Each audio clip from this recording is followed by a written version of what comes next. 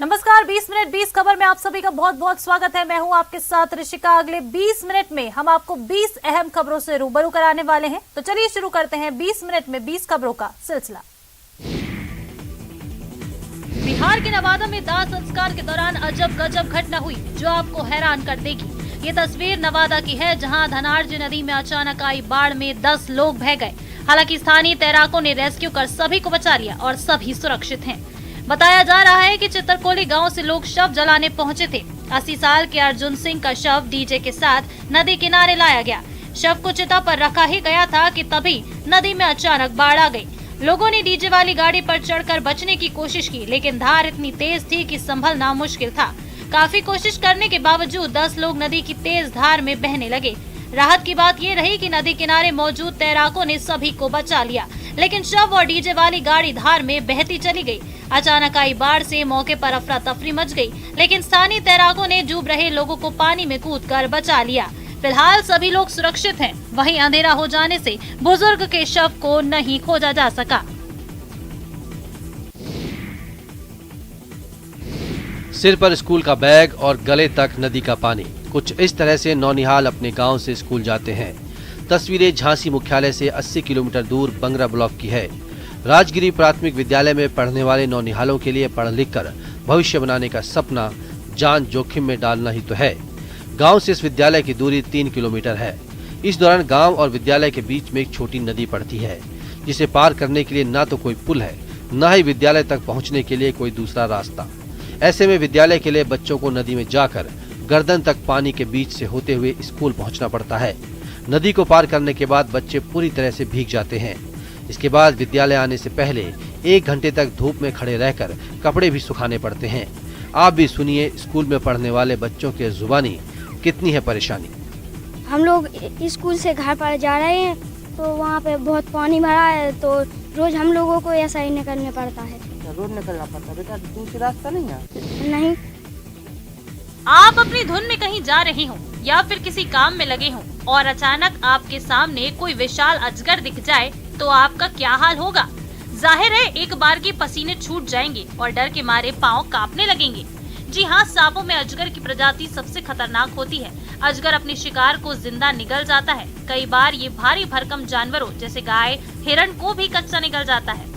इसके अलावा ये अपने शिकार के शरीर पर लिपटकर उनकी जान ले सकता है। दरअसल ये अपने शिकार के शरीर पर लिपटकर उनकी हड्डियों और पसलियों को तोड़ देता है, जिससे शिकार की कसम साकर जान चली जाती है। तभी अजगर को सामने देखकर बड़े बड़े सूरमाओं की हालत खराब हो जाती है। इन दिनों सोशल मीडिया पर एक अजगर का वीडियो काफी तेजी से वायरल हो रहा है। वीडियो में अजगर एक खेत में खरगोश का शिकार करता नजर आ रहा है। तस्वीरें महाराष्ट्र के नागपुर के रानटेर तहसील की हैं। लोगों ने रेस्क्यू करने वालों को इसकी जानकारी दी, जिसके बाद अजगर का रेस्क्यू हो सका। डूंगरपुर का बासड़ समाज बांस की कारीगरी को लेकर देश भर में प्रसिद्ध है। यही वजह है कि दशहरे के दिन इनके हाथों से बने रावण परिवार के पुतले की राजस्थान में ही नहीं बल्कि गुजरात और एमपी तक डिमांड रहती है। समाज के 100 से ज्यादा परिवार पुतले बनाने के काम में जुटे हैं, तो दशहरे पर 50 से ज्यादा पुतले बनाकर 20 से 30 लाख की कमाई करते हैं। लेकिन कोरोना के 2 साल बाद इस बार रावण परिवार के पुतलों पर महंगाई का असर देखने को मिल रहा है। रावण के पुतले बनाने के लिए खासकर बांस, कागज की गद्दी, सुतली जैसे सामान का इस्तेमाल होता है, लेकिन बांस से लेकर सभी सामान की दुगुनी से तिगुनी रेट हो चुकी है, जिसके कारण महंगाई की वजह से रावण परिवार के पुतलों की डिमांड घट गई है। 2 साल से कोरोना की वजह से हमको क्या घर पे ही बैठे रहे, कोई काम धंधे भी नहीं मिले बराबर, और इस बार मिले हैं तो इस बार महंगाई बहुत हो गई है। महंगाई होने के कारण हमारे भी थोड़ा घटाई हो रहा है। देवभूमि उत्तराखंड में देवप्रयाग से 35 किलोमीटर दूर स्थित मां चंद्रबदनी मंदिर माता के 52 शक्तिपीठों में से एक है। मां भगवती का ये मंदिर श्रीनगर टिहरी मोटर मार्ग पर है। मान्यता है कि माता सती का कटी भाग यहाँ स्थित चंद्रकूट पर्वत पर गिरने से यहाँ सिद्धपीठ की स्थापना हुई, इसलिए यहाँ का नाम चंद्रबदनी पड़ा। यहाँ माता की मूर्ति के दर्शन कोई नहीं कर सकता है। पुजारी भी आंखों पर पट्टी बांधकर मां चंद्रबदनी को स्नान कराते हैं। आदि शंकराचार्य ने यहाँ शक्तिपीठ की स्थापना की। मंदिर में देवी माँ की श्री यंत्र है। मंदिर के गर्भगृह पर एक शिला पर उत्कीर्ण इस श्री यंत्र के ऊपर चांदी का बड़ा छत्र है। इस सिद्धपीठ में आने वाले श्रद्धालुओं को मां कभी खाली हाथ नहीं जाने देती। स्कंद पुराण, देवी भागवत और महाभारत में इस सिद्धपीठ का वर्णन है। प्राचीन ग्रंथों में यहाँ का उल्लेख भुवनेश्वरी सिद्धपीठ नाम से है। भक्त यहाँ सिर्फ श्रीयंत्र के ही दर्शन करते हैं। शक्तिपीठ के गर्भगृह में काले पत्थर के श्रीयंत्र के दर्शन करने और पूजा में प्रयुक्त शंख का पानी पीने का बड़ा महत्व माना जाता है। नवरात्र पर मां विंध्यवासिनी के दरबार में उनकी संतानों का भारी हुजूम उमड़ रहा है। उत्तर प्रदेश के मिर्जापुर शक्ति आराधना का प्रमुख स्थल है। इस जिले में मां विंध्यवासिनी देवी का एक प्राचीन मंदिर है। विंध्य पर्वत पर स्थित इस मंदिर का वर्णन पुराणों में भी मिलता है। ऐसी मान्यता है यहाँ मां विंध्यवासिनी जागृत स्वरूप में विराजती हैं। वहीं ये शक्तिपीठ भारत के अन्य 51 शक्तिपीठों में शामिल है, लेकिन ये उनसे बिल्कुल अलग है। सिर्फ यहीं पर आदिशक्ति के पूर्ण स्वरूप की पूजा होती है। मान्यता है कि विंध्यवासिनी देवी के आशीर्वाद से ही सृष्टि का विस्तार हुआ। मार्कंडेय पुराण के अनुसार विंध्यवासिनी देवी ने ही महिषासुर नाम के राक्षस का वध किया था। इसी वजह से आज भी शक्तिपीठ के रूप में ये मंदिर आस्था का एक बड़ा केंद्र है। बहुत अच्छा लग रहा है, यहाँ आके शांति और सुकून का अनुभव हो रहा है। हम लोग 2011 में आए थे और तब से और अब आज की व्यवस्था में बहुत अंतर है। मेरी जो है रुचि इसी में रही है। विंध्यवासिनी मैया के दरबार में मैं सबसे पहले 77 में आया था और तब से कुछ अंतराल के बाद मैं हमेशा आता ही रहता हूँ। माँ की बहुत कृपा है, सबके ऊपर कृपा रहे। माँ की ये वो आंखें हैं जिनकी कृपा दृष्टि भक्तों की रगों में नई चेतना का संचार कर जाती है, उनके अंतस का अंधकार मिटा देती है, उन्हें विश्वास की संजीवनी से सजीव कर जाती है। तस्वीरें पश्चिम बंगाल की हैं। जमाना बड़ा आतुरता से माँ की बाट जो रहा है। हर तरफ दुर्गोत्सव का उल्लास दिखाई पड़ता है। कोलकाता में इस बार दम दम तरुण दल ने अपने दल का 45 साल का सफर पूरे होने पर सिटी ऑफ जॉय कलकत्ता पूजा पंडाल बनाया है। इस पंडाल में पुराने कलकत्ता से आज के कोलकाता में शहर के परिवर्तन को दिखाया गया। हम लोग का थीम इस साल सिटी ऑफ जॉय है। जैसे आप बोल रहे हैं कि कोलकाता को पूजा को इस बार यूनेस्को हेरिटेज मिला है, उसीलिए हम लोगों ने यहाँ कोलकाता को बनाया है। पुराना नया कोलकाता बन रहा है, उसी को पूरा दिखाने की कोशिश कर रहे हैं। क्योंकि हम लोग के पूजा में यूनेस्को का टीम भी आया था, वो लोग भी देखे, वो लोग समझे कि पहले कोलकाता कैसा था, अभी कैसा बन रहा है, कैसा बन सकता है। हम लोग इसी तरह कोलकाता को बनाया है।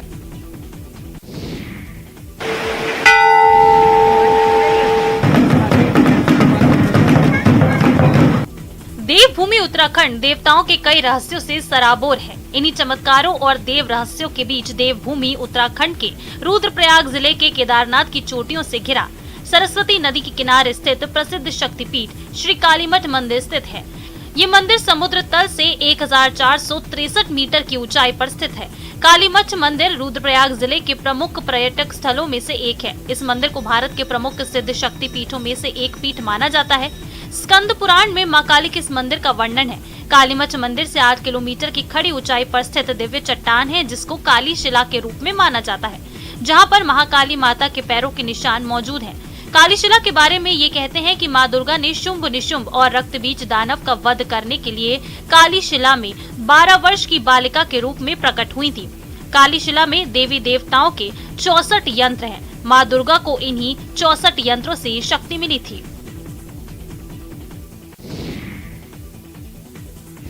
पर्दे के पीछे वो मां विराजमान है जिसके पास हर सवाल का जवाब है, हर मुश्किल का हल है। वैसे तो नवरात्र के दिनों में शक्तिपीठों पर अपनी अपनी परंपरा के अनुसार पूजा अर्चना होती है, लेकिन राजसमंद जिले में एक ऐसा अनूठा मंदिर है जिसमें नवरात्र के 9 दिनों तक माता जी को पर्दे में ही रखा जाता है। कुवारिया कस्बे में कालिका माता मंदिर पर शारदीय नवरात्र के दौरान माता जी 9 दिनों तक पर्दे में विराजमान रहती हैं।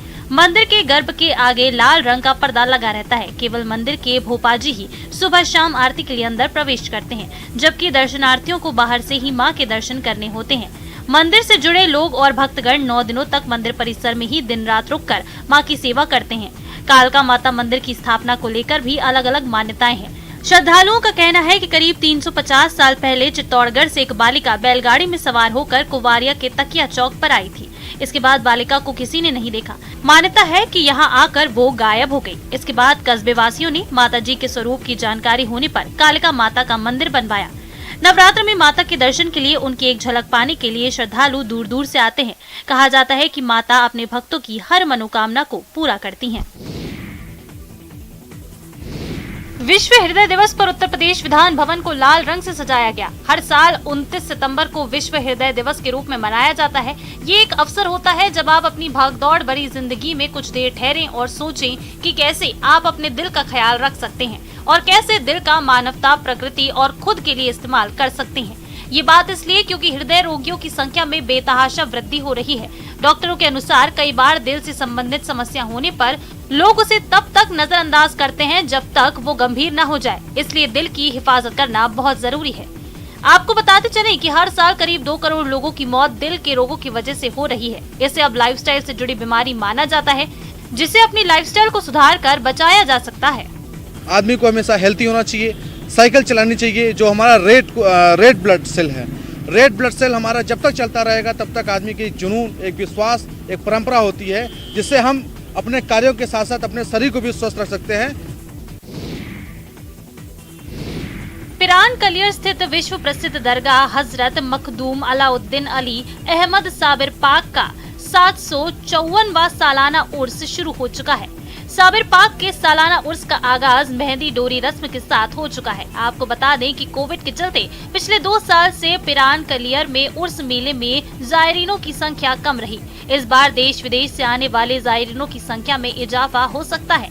सुरक्षा के लिहाज से पुलिस ने मेला क्षेत्र को 6 जोन और 8 सेक्टर में बांटा है, जिसमें डिप्टी एसपी और इंस्पेक्टरों की तैनाती के साथ लगभग 500 पुलिस फोर्स मौजूद रहेगी। उर्स मेले को शांतिपूर्ण संपन्न कराने के लिए पुलिस प्रशासन ने तैयारियां पूरी कर ली हैं।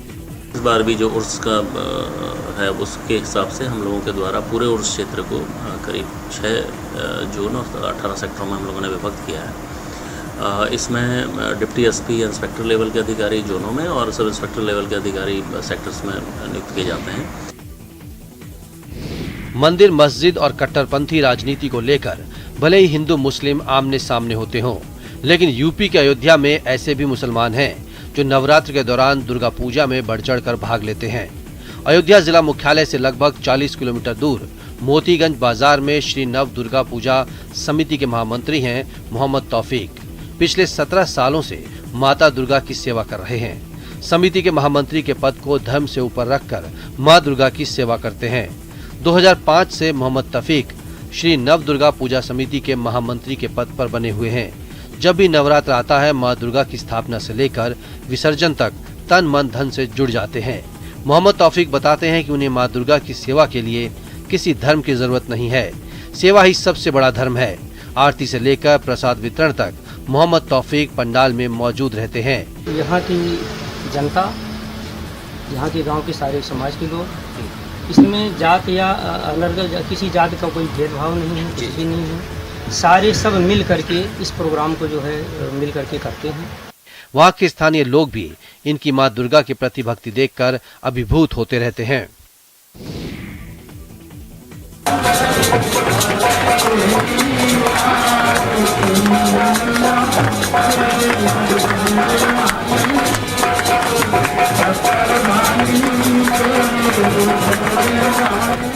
जेल, ये शब्द सुनते ही हर किसी के जहन में कैद, 4 दीवारी, अंधेरा, जेलर का कैदियों पर चिल्लाना, यही सब आता है।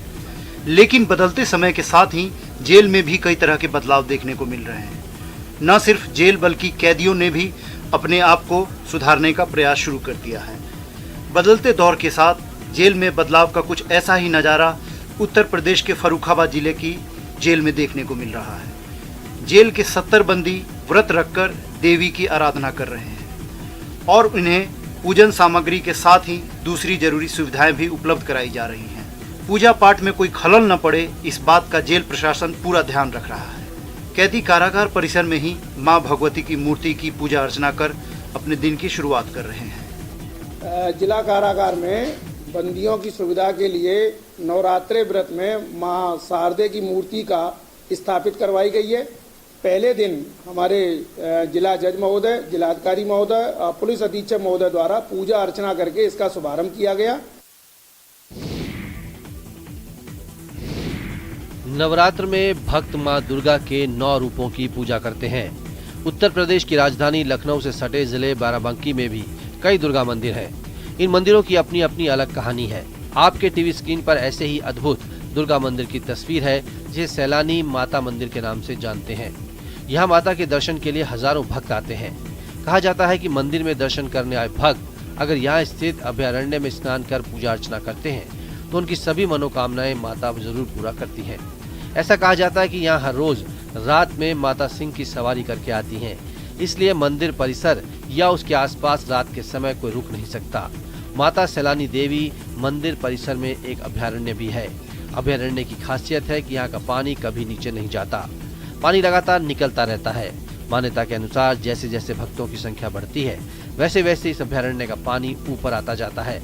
इस अभयारण्य का जल मंदिर के पास से ही गुजरी गौमाता नदी में जाकर मिलता है।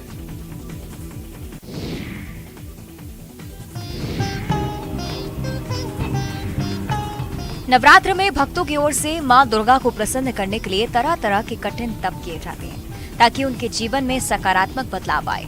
कुछ इसी तरह की तस्वीर कांकेर से सामने आई है, जहां भानुप्रतापपुर में एक महिला श्रद्धालु हिरौंदी बाई देवी को प्रसन्न करने के लिए 9 दिनों तक अपने सीने पर कलश स्थापना कर उपवास रख रही हैं। सिर्फ 2 बूंद दुबी का रस ही सेवन कर रही हैं। महिला की भक्ति देख लोग काफी हैरान हैं। पूरे इलाके में चर्चा का विषय बना हुआ है। लोग दूर दूर से महिला के इस कठिन तपस्या को देखने आ रहे हैं।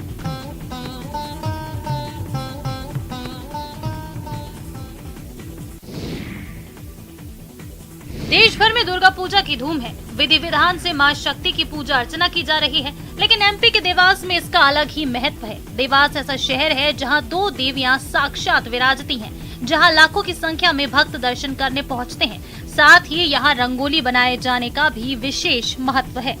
यहां पर हर साल माता के लिए रंगोली बनाकर कला प्रेमी अपनी कला का प्रस्तुतिकरण करते हैं। 9 दिन शक्ति के विभिन्न स्वरूपों को पूजा जाता है। देवी दुर्गा के 9 स्वरूप अलग अलग मुद्राओं में दिखाई देते हैं। शक्ति की आराधना का पर्व देवास शहर महोत्सव के रूप में मनाता आया है, जहां देवास के विक्रम सभा भवन में 9 दिन के लिए माता की रंगोली विभिन्न स्वरूपों में बनाकर दर्शन लाभ लिए जा रहे हैं। देवास गौरव दिवस के उपलक्ष्य में पूरी 9 माता जी की रंगोली यहाँ पर निर्माण की गई हमने रंगोली के द्वारा। और देखा जाए तो देवास की बड़ी माता और छोटी माता की भी रंगोली से हमने उकेरे हैं चित्र। झारखंड की राजधानी रांची के पूजा पंडाल में दक्षिण अफ्रीका के फिश फेस्टिवल की झलक दिखाई दे रही है। रांची मेन रोड स्थित चंद्रशेखर आजाद पूजा समिति ने इस आकर्षक पूजा पंडाल का निर्माण किया है। इस इको फ्रेंडली पूजा पंडाल का निर्माण हुगला पत्ता, चोकरी लकड़ी और मछली पकड़ने के जाल से किया गया है। बाहर बड़ी मछली का स्वरूप लोगों को अपनी ओर आकर्षित कर रहा है। दक्षिण अफ्रीका के फिश फेस्टिवल को दर्शा रहे पूजा पंडाल को देखने के लिए लोगों की भीड़ लगी है। पंडाल के बाहर और अंदर खूबसूरत मछलियां माता के दर्शन के लिए आने वाले श्रद्धालुओं का स्वागत करेंगी। वहीं दूसरी तरफ दुर्गा पूजा समिति के लोगों में भी इस बार काफी उत्साह देखा जा रहा है। कोरोना काल के 2 वर्ष बाद इस बार पूजा समिति के लोग पूजा पंडाल को आकर्षक रूप देने में लगे हुए हैं। साथ ही पूजा पंडाल की सुरक्षा के लिए वाहनों की नो एंट्री लगाने की मांग जिला प्रशासन से कर रहे हैं। भगवान श्री राम के जयकारे लगाते इस बाल हनुमान को देखिए, जो बड़ी ही भक्ति भाव से हनुमान का रोल प्ले कर रहे हैं। इनके साथ साथ भगवान राम और लक्ष्मण भी मौजूद हैं। नन्हे मुन्ने बच्चे रामलीला का मंचन कर रहे हैं, जिसे देखकर लोग भी मंत्रमुग्ध हो गए हैं। ये तस्वीरें सासाराम अनुमंडल की हैं, जहां एक निजी विद्यालय में रामलीला और महिषासुर मर्दिनी और रावण वध कार्यक्रम का आयोजन किया गया। इस दौरान नन्हे मुन्ने बच्चों ने भगवान श्री राम, लक्ष्मण तथा हनुमान की सेना का रूप धारण कर लोगों का मन मोह लिया। आयोजन में बच्चों ने बेहतरीन प्रस्तुति दी। राम रावण युद्ध के दृश्यों को अपने भाव भंगिमा से दर्शाया। बच्चों ने रावण वध का भी मंचन किया, जिसे देखकर लोग भाव विभोर हो गए। साथ ही रावण का पुतला बनाकर उसे जलाया गया। रामलीला के दौरान छोटे छोटे बच्चों के संवाद ने सभी का दिल जीत लिया। यहाँ बच्चों ने यह संदेश देने की कोशिश की कि असत्य पर हमेशा सत्य की जीत होती है, इसलिए हमेशा उन्हें सत्य की राह पर ही चलना चाहिए।